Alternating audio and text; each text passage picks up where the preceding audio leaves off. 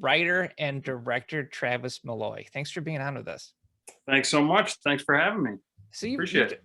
Yeah, man, this is awesome. You've done some cool work.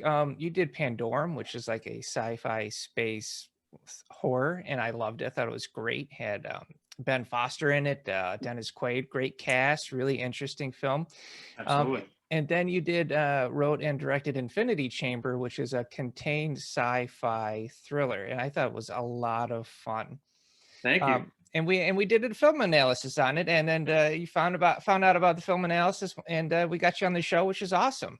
Yeah, absolutely. I'll tell you that it's interesting because those two movies are complete opposite ends of the spectrum for big budget studio films and the most indie in your garage type no budget movie. So it's at least I think I have a pretty good perspective on both ends of that spectrum, and working in the bigger studio things and the very indie no budget movies as well.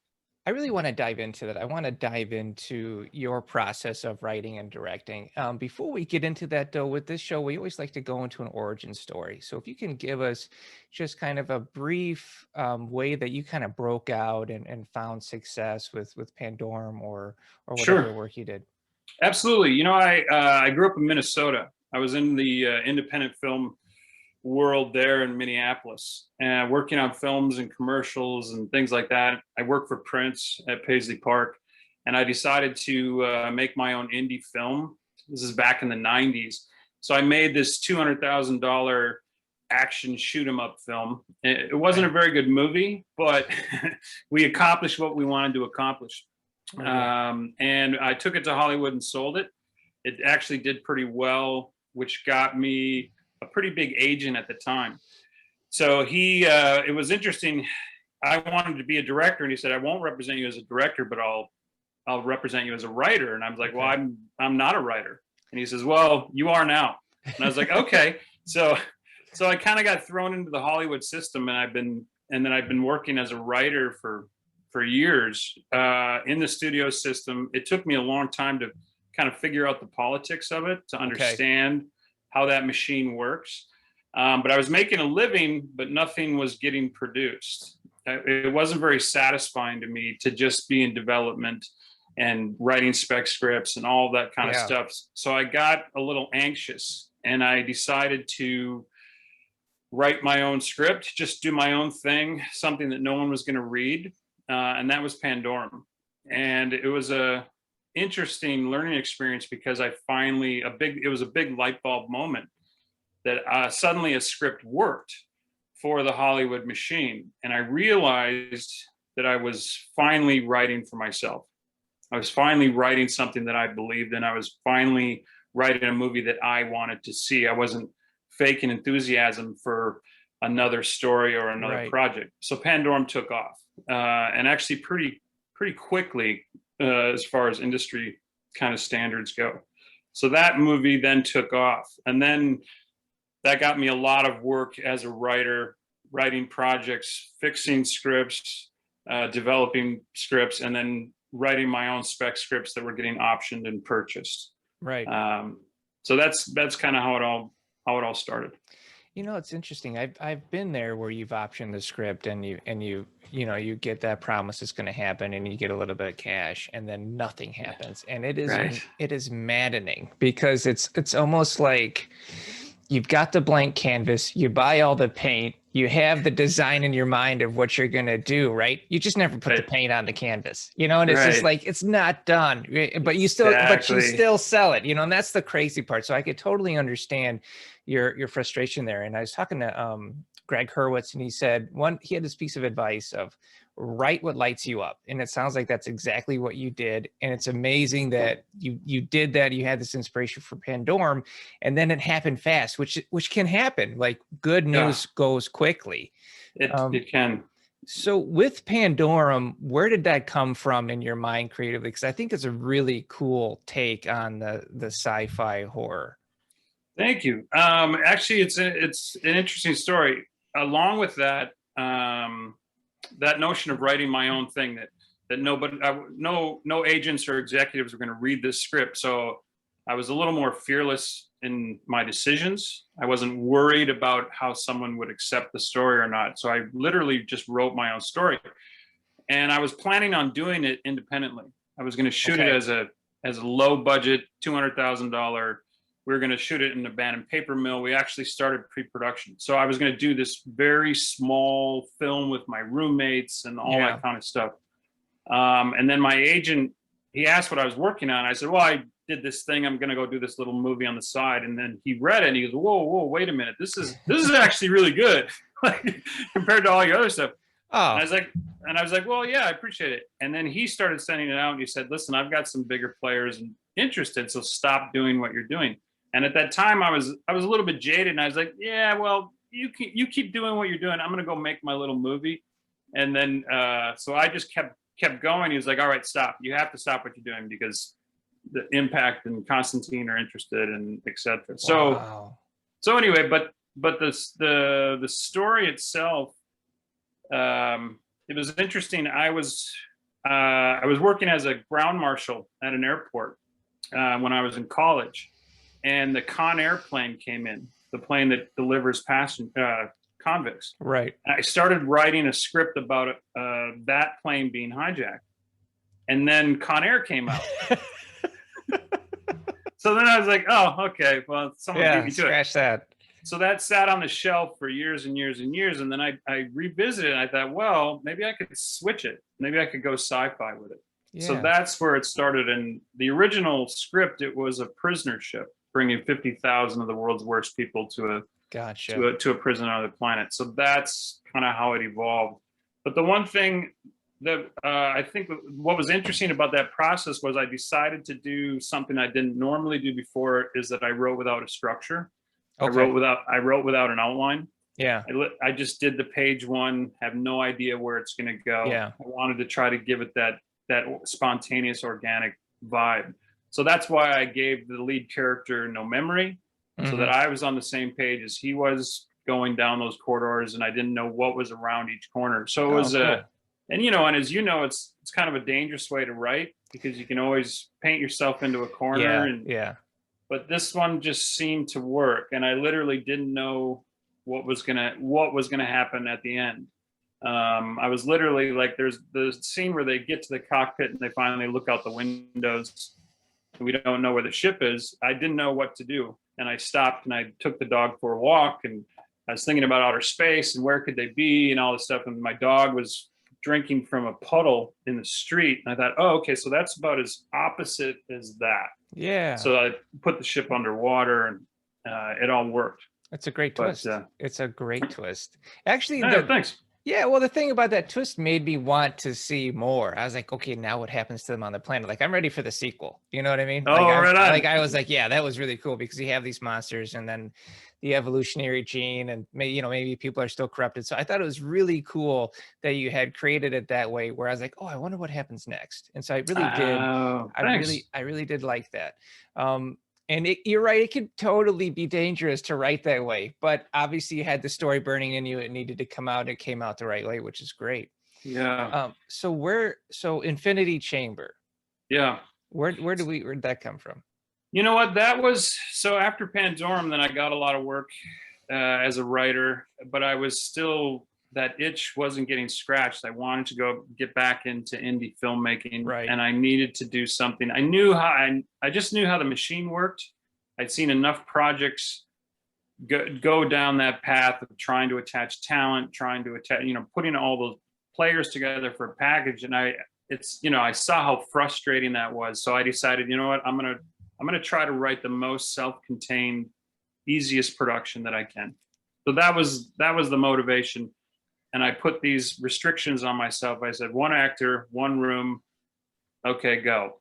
And I just dug into that. So that was, and I was very motivated. And as you probably know, it's really easy to procrastinate in filmmaking.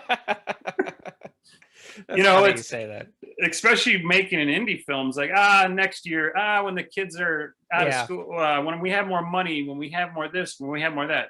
Well, I knew that so well, so I decided to force my hand, and I rented an industrial space in San Fernando Valley, and I started building the set. Okay. And I figured that after several months, after I've spent all this time and energy and money, there's no going back. I'd be a fool not to make the movie. So Right. without a script, without a cast, without a crew or any kind of money, I just went over and I started building this set. And it took me a year working on the weekends to actually put this set together. But by the end of that year, it was kind of like stone soup, because then my friends and my peers were all like, "What are you doing?" And they stopped by and like, "Wait, what are you doing?" And I was like, "Well, I'm just building a set, and I'm gonna shoot this movie." And slowly everybody's like, "Well, hey, I got a guy, I got this." And by the end of the year, by the time the set was built, I had the financing and the cast and the crew. Did you have the script done? No, I was writing it. So you're writing it as you're building the set? Which helped because I was in that space. I was in that mind space. Yeah. So when I look back, it's like I spent as much time in that room as the character did in the movie. So I think it kind of worked creatively. But, that's pretty amazing. I mean, I love the film. Thank you. I'm going to jump back on you just for a second. So when you said initially with Pandorum, you had initially written that Con Air script, and then you cannibalized parts of that script and then created Pandorum. I've done that myself. I've written like garbage scripts, and then I said, this is terrible, but this is a cool scene, or this is a great character. And so I think cannibalizing a script for any writers out there is a great idea. You don't just have to hold on to the holy grail. You can cut it up, break it apart, and steal from it. So with absolutely with Infinity Chamber, super low budget, how long did it take you to make this film? I don't know, actually. When I think back, I know we shot, it was very unorthodox. So we shot sections of it. We shot for a while, then we stopped, and then I edited and tried to figure out what I needed. So we did it in sections over, I don't know, a year. Okay. A bigger one. We did one big section, then we stopped. A few months later, we shot for another week, and then I saved sections of it till I was done with the edit. The whole part with Fletcher coming in through the vent, right? Because I was gonna try to get a name in that role, since it was an easy something I could do in one day. So that section was shot a year later. So it was all kind of this piecemeal thing that happened over a year. So Christy wanted me to ask you, because she loved the film too, and she's also a huge fan of Pandorum. So she wanted me to ask you, was the process delayed over that year-long sequence because of budget? Or were you trying to acquire more budget, or was it just working out the story? It was just, well, a couple reasons. One, it was kind of liberating creatively to not be locked into, okay, you have 21 days, get everything you need, and then we're done. I was like, you know what? Why does it have to be that way? So I was like, I want to shoot for a little while, and then the other thing was that because me and my wife were doing everything, we needed time to prep all that stuff. Okay. Building all the sets, building all the props. We were it. So I couldn't like tell a team, okay, I need this by Thursday. So we had to build all that stuff. So we needed the time, but I think it was a great experience creatively, not being under the gun. Oh, we're 2 days behind. Oh, we only have till 5 o'clock. It was very relaxing. Like, it's okay. I'll just get that. We'll do that next week. That's absolutely amazing. Yeah. So it frees you up creatively. It takes that time crunch pressure off, and then you just kind of sit there and you can just kind of be in the environment and then allow the environment to inform the script, which absolutely, that blows my mind. It's a really cool approach. I still can't believe that you and your wife built all that stuff. That just it blows my mind. The only obviously the problem with that is you need a crew and cast that is willing to do that process as well. Yeah, that's the fact that I had Chris Kelly was monumental. To be able to stop and start. That's, most actors would probably not be interested in that process. But Chris was Chris was actually the person. I knew him before we met in an audition for something else. And I sat down and I told him my idea. And I was like, this guy in an automated prison, da da da. And he was like, let's do it. And I was like, oh, okay. And then I just, he was the inspiration that got me started to go start building the set, to start putting those pieces together. And so that was a big thing, and having the right people. He's so great in the part. Oh yeah, I knew I needed somebody that was, because his face was gonna be on the screen alone, that I needed somebody that was interesting to watch. Yeah, and I just think he's carried it. Yeah, I mean, it's sat on his shoulders. Absolutely, that's just fantastic. So with your process, you had this kind of creativity. Had you been planning on having it kind of loop into itself narratively, where he's staring at the pictures on the wall, he sees all of these different framed photos of places he's visited, and then he visits the places in the film, and we start to learn, okay, is he getting out? Is he not getting out? I mean, that is such a difficult narrative to weave, and I've watched people fail at it. And it's just really cool to see how you're able to kind of come up with that. You know, it's interesting. The one thing I think about that movie, I think I credit it to the process that we did, because originally going in, I don't think I really even knew the theme of the story while making the movie. I started with a very ABC. It was an escape movie. It was a prison escape movie. That's about as deep as we're going to go. And I knew that there would be something more in there. I just didn't know what it was. And I think that's interesting for filmmakers. You don't necessarily need to know your theme when going in, because I think it's a creative journey. While we were making the movie, those things started to kind of pop up. And then the movie started to change. It was actually literally once Chris started having conversations with Howard, I was like, there's something interesting here. There's something interesting about being detached from not having human contact, and the only relationship you have is artificial, which I think we live in a world now where all of our communication is filtered through electronics, whether it's texting or emailing or all that kind of stuff. So I was like, so what happens to the human condition when you're cut off like that? And so those things kind of grew while we were making the movie. And the fact that he has really two artificial relationships. Yeah. One with Gabby, who is a figment of his imagination created by the system, and Howard. And it's really the same relationship, but there's a different agenda between them. So it's those things kind of came to the surface while we're making the movie. I mean, just listening to you talk about it is awesome. I mean, because really what you've done in your process, from my interpretation, is you brought the art, right? Because screenwriting, filmmaking, there is a structure to it. It can almost be like baking a cake. You know, you have the recipe, push it in for 21 days, and there you go, right? And then you can add some icing and special effects on top and make it pretty. So there is a lot of that there, like structure is a thing, but it sounds like you wanted to take a step back and just kind of let that art flow through the script and discover the story as the story's happening, which is one, exceptionally brave to be able to do that. Or foolish. There's a certain there's a level of hubris there. Right. But then be able to do it and be able to accomplish it, and to discover the humanity through the filmmaking process is awesome. I mean, it's brilliant because it came through. I could tell, like, you found the humanity, you found the theme, and then you leaned on the theme, and it showed out throughout the script.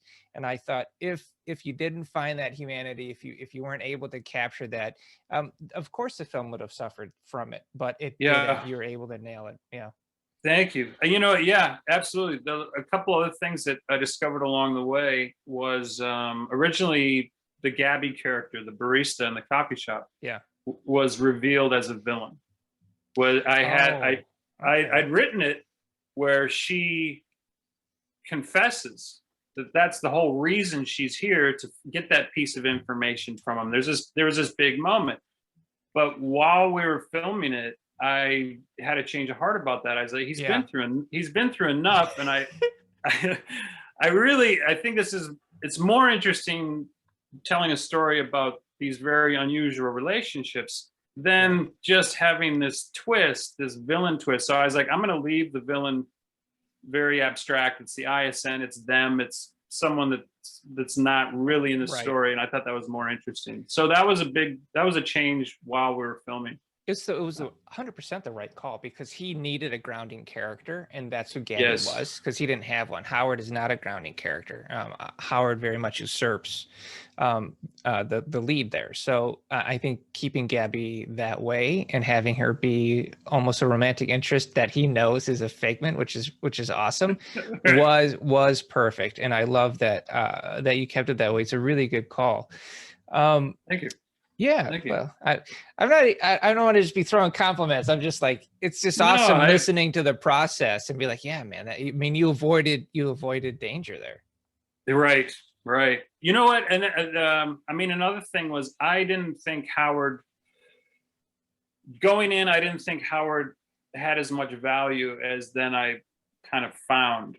Talking to a computer voice is, we've seen it a million times. It's been done so well, different ways and different films and everything. Hal is the Marlon Brando of computer characters. So I knew, like, this is nothing new. We've seen this before, and I didn't think it would be that interesting. So, but as we were shooting, I just found it interesting. I just found it ironic and funny and whatever. But the interesting thing was, we didn't have Howard's voice while we were filming. Okay. So I didn't know how that was going to play, how well that was going to work. And I knew it was important. So when we were done filming, I looked for all these different voice actors. I listened to all these different, trying to find Howard's voice, and I couldn't find it. And Jesse, who does the voice of Howard, he was an actor who was a friend of Chris, who was just providing Howard's voice off camera. Oh. Giving him something to react to. Yeah. So I was editing Jesse's voice for so long, and I couldn't, and I was like, it was ironic because I was like, this whole time I'm looking for Howard. And he's right there. He's right here. Because I was like, there was something interesting about the way they played off of each other. So I used Jesse's voice. I mean, that's what a great performer does, though, right? A great performer takes that role and won't let you give it to anybody else. And sounds like exactly what he did. Yeah. And he was so cool. Yeah. He was so, I was like, would you be the voice? And he was like, yeah, sure. Yeah. He was so casual. That's no big deal, of course. Yeah, sure. So I like that you eliminated a twist that didn't need to be there, because I think a lot of filmmakers and screenwriters hear the old adage, what's the twist? What's the twist? Give me the twist. And so they'll work in a twist that's totally unnecessary and can destroy the film. It's good to surprise the audience. It's good to keep them on their toes, because we want to keep them glued to the screen. But if you start adding in twists to add in twists because you just think it's a great idea, but it doesn't add any value to the story or create any development for the character, you're going astray. Absolutely. If it's not satisfying, there's a balance to it, but definitely it's interesting. And I think that as a writer, and I'm sure you know this as well, it seems the more you write, the less you rely on the gimmicks. At first, it's very gimmick heavy, like, oh, I have this great shocker, and then I build the script around that, But then as you write more and you learn more, it's like, it's really not, it's that story that's the most important. And if a gimmick works and it serves that story, then great. But there's too much time, too much energy spent on the gimmick. I think, agree. In screenwriting. I really agree with you, because for me, the thing that drives me crazy is when somebody wakes up from a bad dream after like 30 seconds, like a big killer intro, you're like, oh, this is cool. And the guy wakes up, or the lady wakes up, and he's covered in sweat, and you're going like, oh my God, what's happening? Why are we doing this? You know what I mean? Like, we can't do that. You know what? I don't know anybody in real life that sits up and goes, yeah, no. Never. I totally get slowly like, what the what's happening? Was that? Yeah.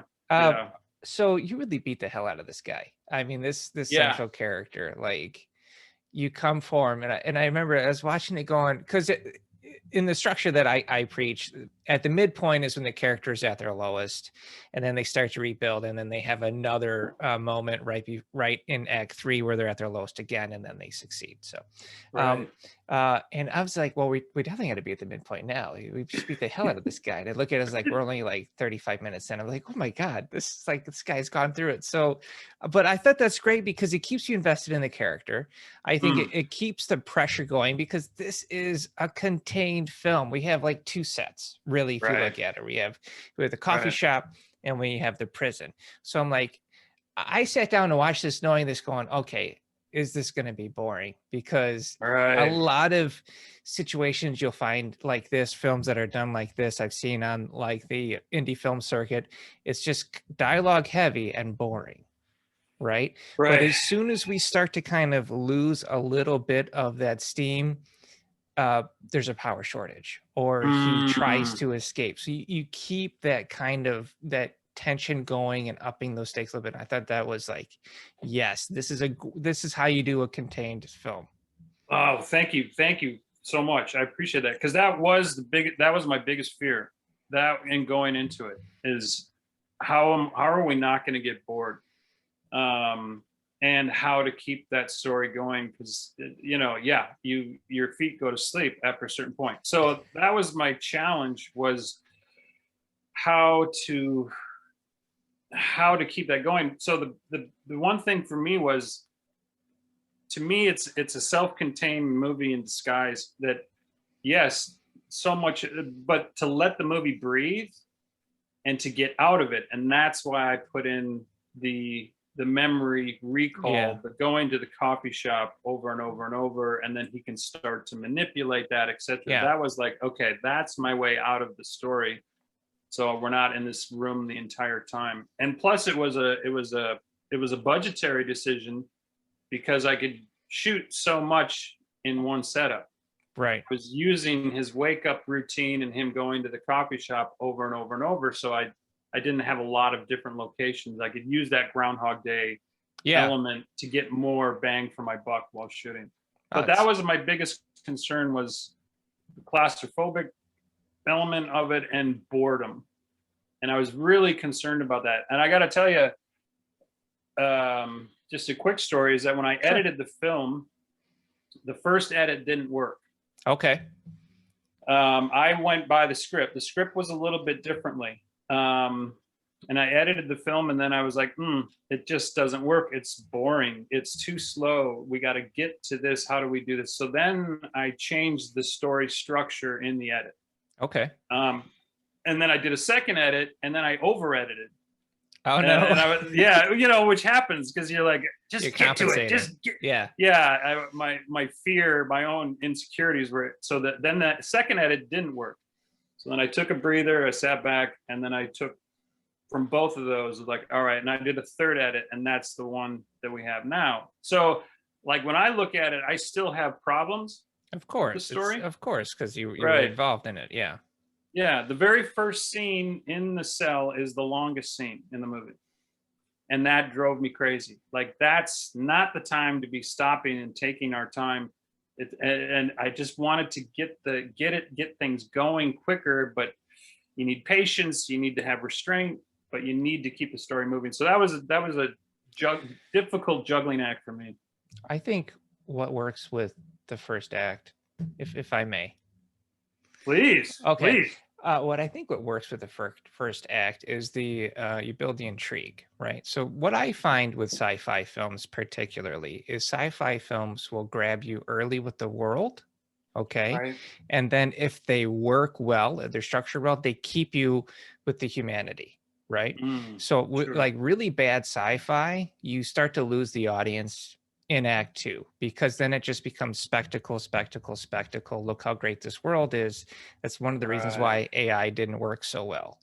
But with this, I have the intrigue. Okay, he's in the prison. That's crazy. There's this weird robot, but maybe it's not a robot, because we see a scene of a control station where there might be somebody controlling Howard.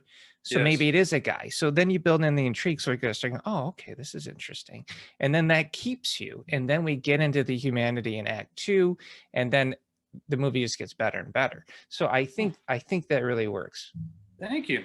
Thanks. I appreciate it. I you know, it's funny. I got a lot of fans that asked me, that challenged me on that shot of the control room and hearing Howard's voice unfiltered. Yeah. So it was interesting. That's exactly why I did it, to try to keep that. Wait a minute, is this a real guy or is it not? So you have fans that, what are they challenging you on? That was a cheap shot. Oh, is that what they say? Yeah. Oh, it's filmmaking. Yeah. They're like, well, that's you know, which is fine. I love to be challenged, but it's like that's not fair. You can't do that. And they're like, yes. What did you mean by that? And because we heard fingers on a keyboard, and we heard Howard, and I said, well, here's my thought on it. That there was a guy who was sitting there, but that he doesn't provide Howard's voice. That's a program. You were hearing it unfiltered in the control room. There was a guy working until the base was evacuated. And they're like, oh, okay. That's still a cheap shot. It's not a cheap. I love that you have fans invested enough that they get emotionally upset about it, because that's how much they like the film.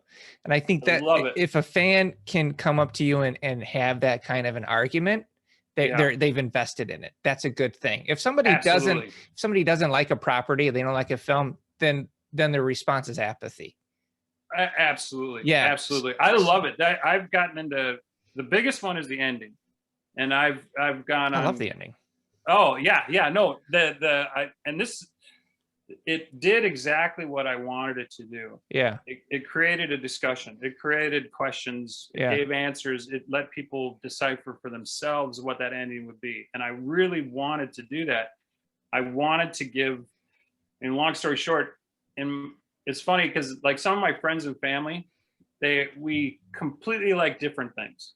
Different kinds of movies, happy endings, a darker stuff, whatever. And I remember I had a movie experience where I went with friends and family, and everyone had a different reaction to the movie. And I thought, of course, God, is there a way to make everybody happy here in a way that we can both enjoy it? Because I have a version of the ending of Infinity Chamber.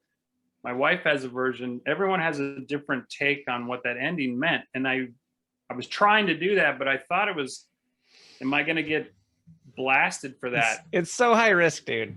It's again, hubris comes into play here. Like it was, I watched that and go, he did it right, but it could have gone south so fast. Like, oh man, yeah, because I've seen it. I've seen the film where they do that, and they have the unknown ending, right? Yes. But it's mostly because the filmmaker couldn't commit.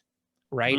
Or they're just trying to be overly artistic, and that doesn't sell either. Right. But you had a goal for it. It was, how do I make an ending that the answer is yes. And that's what you did. I thought, oh, so awesome. Very good. Oh, thank you. Thanks, man. I really appreciate it. Yeah.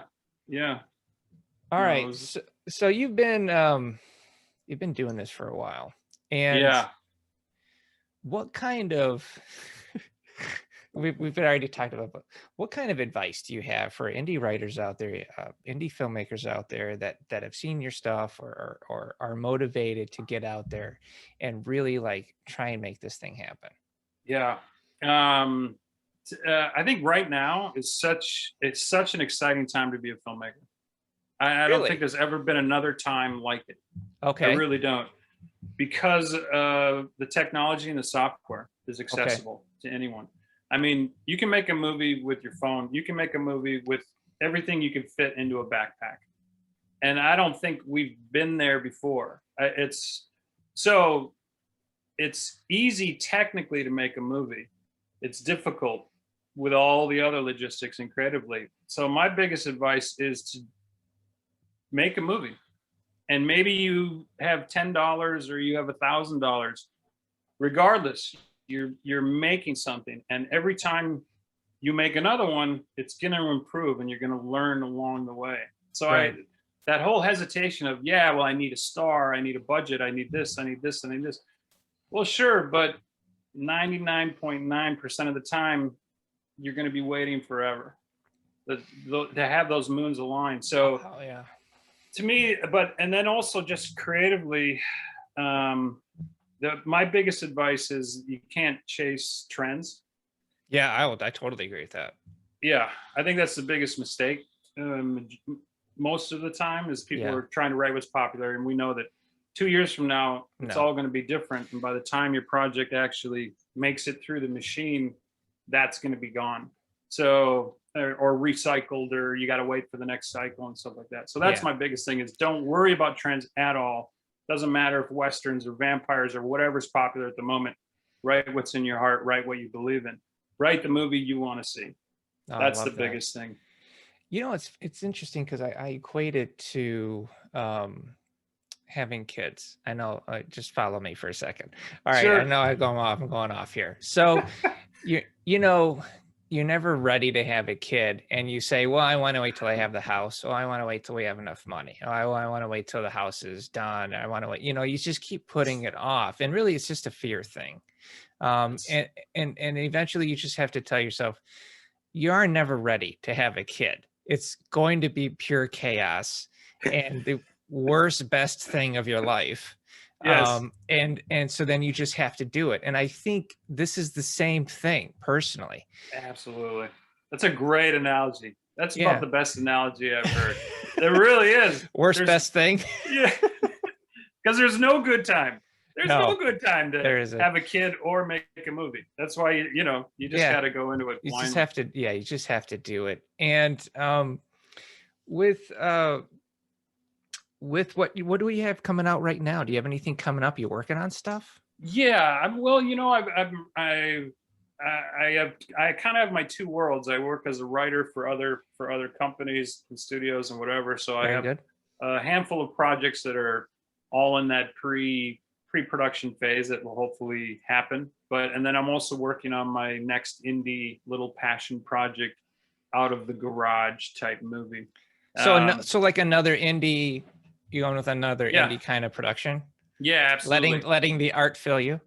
Absolutely. And actually, I'm even taking that a step further, of shooting along the way, of going out and shooting for 2-3 days, and then editing and looking at it and thinking about it, and then okay, we're going to go shoot it again. I'm just going to continue that process. But when you're not spending money, there's no there's no danger in that, really, other than people's time and energy. But the people that I work with are so passionate about it and so motivated to absolutely, like, I'll call you at 2 a.m. You want to go shoot? Yeah, let's go do it. It's amazing. So you really have a great network around you, on top of the fact that you have a pretty awesome wife who's willing to go out and build a set with you for like a year straight. That we got to give props. Wow. Yeah. So on top of that, it sounds like you're going out, you're filmmaking, and you're creating this network on top of it. And so what's the worst that can come from that? If you're going out and you're putting the effort out there, and then you're just having fun with it, dude. And like, oh man, yeah, it's a ball. I'll tell you, that's my thing. And in fact, cool. I'm doing test shots right now for the next movie, but being in the middle of the night and going downtown LA and driving around by myself, getting the plate shots, getting the B-roll, doing all this stuff. That's 3 a.m. downtown LA by myself with a camera. I absolutely love it. So were you getting cool stuff during COVID then, when the streets were empty? Yes. Were you? Yeah, absolutely. That was I did go out and shoot quite a bit, because I thought, well, if I need some empty city street apocalyptic, post-apocalyptic, yeah, for sure. But of course now it's so easy to do that kind of stuff in post. But of course, regardless, yeah. Wow. Yeah. Well, Travis, I got to tell you, thanks so much for coming on the show. Oh, absolutely. I appreciate your time, and can't wait to find out what your next project is. Thank you. And thanks so much for having me. I really appreciate it. It's interesting. Infinity Chamber had like this second wave of activity, because it came out 2018 on Netflix, and it did well. And then all of a sudden it started making all these top 10 lists, and like just in the last few months, all of a sudden there's another resurgence of it. I don't know if people found it during the pandemic or what, but all of a sudden there's another wave of activity with it. Well, And what I find with good films is they're gonna find their fan base. They're gonna find their tribe, whether it's right away or whether it's down the line. yeah. So I'm not surprised at all. And I think Mm, that it's a testament to what you've done. And I have to be honest with your process of really finding the art and then working that into the story and finding the humanity of the story. It sounds like a lot of fun. It sounds incredibly difficult to pull off, and I'm really yeah. excited that this is something that you are able to do, because there now that's an option for other younger filmmakers out there that are like, okay, maybe I can try this. I can go build this set and see, just make the story and see what comes out. Yeah, absolutely. And you know what? And just adding to that is embracing the flaws and the mistakes and the hardships. Like to me, that's all part of the process, and it can push you in a more creative direction because you can't get that location, then you creatively forced to come up with an alternative, and then what's magical is when that's better than what you were originally Oh planning. yeah, I love that Yeah. when I come onto a gig and they give me all of these parameters and they kind of Right. narrow me in on what I can't do. It lights my mind on fire because like I love that kind of a challenge. I've seen other writers kind of cripple from that. And I'm like, okay, so Mm. it only has to be one room. It can only be, one guy and a robot. Let me get it. I want to do that. Like that sounds awesome. Yeah, And that's kind of like why I know what I'm supposed to do, because you want to be challenged creatively to really find that like special key to the script or the story. absolutely. You know, sorry you got me rolling now, but what That's okay. I love the self-contained thing, which is really hot, which is interesting because I wrote a lot of self-contained scripts over the last few years, and suddenly there's been a lot of interest in them because of the pandemic. Like all of a sudden, Yeah. there's more interest in that. But what I love being challenged to the self-contained thing. And in my mind, I think it's not geography that's making the story work. I think, okay, if we're in one room, then one area is the kitchen, one area is over here by the window, instead of the gas station, the Yeah. hotel, the whatever. That's your world in there, and those are your different things, but the story stays the same. You're not changing geography. So I love that challenge. I totally agree with that. And one thing I've noticed that you used a little bit in Pandorum and I saw in Infinity Chamber was a claustrophobic feeling. There was a couple of Yeah. scenes in Pandorum where Ben Foster's climbing through a vent, and I felt physically uncomfortable. And, Oh, and thanks. Yeah. yeah, and then we have That, in Infinity Chamber the same thing where he's losing his mind, right? And he's going kind of crazy. He's yes. pacing back and forth. The treadmill isn't doing its job, And so I was like, that is another great thing to play with contained, because I've noticed that like everybody's a little claustrophobic. I think especially as you get older, you start liking Yeah. tighter spaces less and less, because like that coffin is around the corner. You know what I mean? Like when you're a Yeah. kid, you're hanging out in tiny huts and forts and whatnot. And you don't care. The world is your oyster. But as you get older, I'm like, I just think I need the bedroom door open now. Like, No,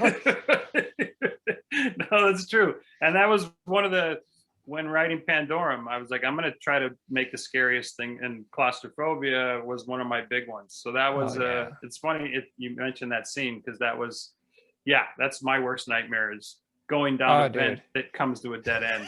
It's so cool. Yeah, like the Yeah. cables and everything, and yeah, and the Yeah. camera was coming in close. Yeah, it's so cool. All The other right. thing too is just sorry, the No, other it's thing fine. on is the like Infinity Chamber, it was obviously driven by easiest thing that I could do. One guy in a room giving the character a means of communication that's easy, that's cheap to shoot. His discussions with a security camera. So Hmm. I've created a character without having another actor.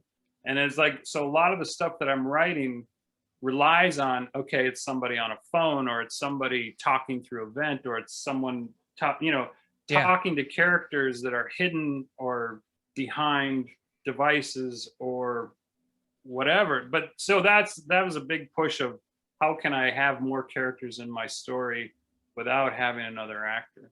So that was a big motivation. That's a really great idea as well. And the thing about Howard was fun because you start to realize he's speaking from a dialogue tree.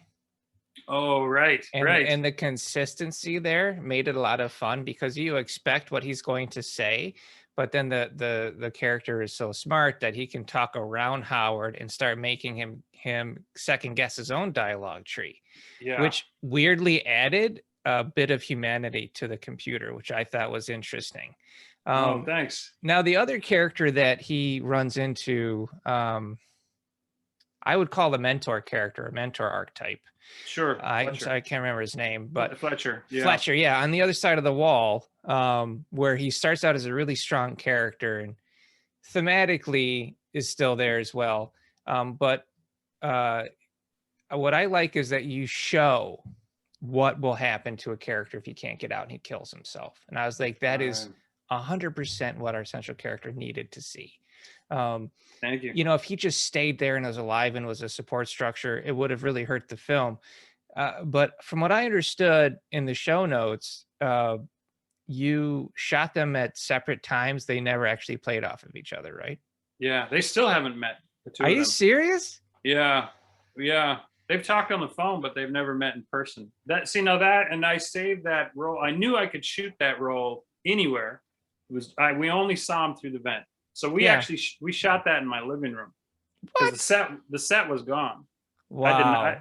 Because I only had the space. I only rented the space for whatever. So I knew I could shoot that anywhere. And actually, I purposely made it that way. So if I got a name actor, I could literally go to their house and set that up in their garage, and they could shoot it all in one day. So I wrote that way. That is some movie making magic. Well, thanks. And then logistically, it just didn't work. We had no money. So it just didn't work to have a name, but Cajardo, I knew Cajardo, and he was just fantastic. I mean, I'm so glad it worked out the way it did, but so we shooting those two parts a year apart in different locations. I was surprised. I was really worried it wouldn't work, but that it worked. It worked. Now I have to pry. Sure. How much of your house did you use for this film? A lot. Really? Oh yeah. I have no idea. Everything but the coffee shop. The control station. No, that was the back room of the production company where we rented our equipment. Where he did the whole escape and he came out and went up the ladder. That was at the place where we rented our gear. So we're like, can we shoot back here? That's so awesome. And the control room. Yeah. And I was like, can we shoot in there? Yeah, okay.